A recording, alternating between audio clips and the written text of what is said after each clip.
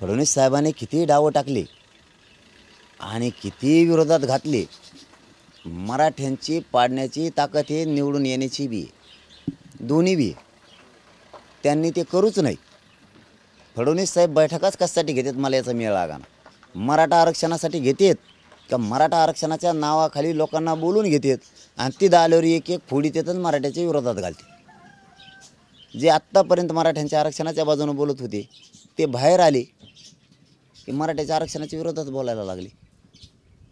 फडणवीस साहेब तुम्ही हे तळतळाट साधा नाही घ्यायला लागलात मराठ्यांचा। तुम्हाला वाटत असेल तुम्ही लय डावाडे आहे, मी लय अमुक आहे। मराठा इतका खमके आहे, लय खमके आहे। तुम्ही मराठ्यांना डिवचलंय मागं, आणखीन तरी नका डिवच। मी खरं तुम्हाला तळमळीनं सांगतो, तुम्ही डिवचूच नका। तुम्ही सगळा महाराष्ट्र जरी एकीकडून केला तरी एकट्या मराठ्यात ताकद पाडायची बी निवडून आणायची।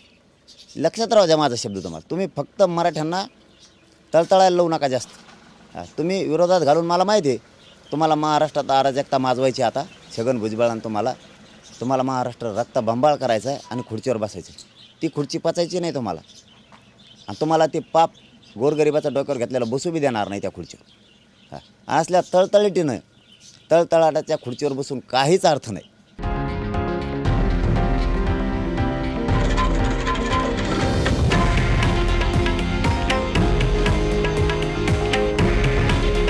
हे आहे देशातील नंबर 1 न्यूज नेटवर्क आणि आपण पाहत आहात TV9 मराठी।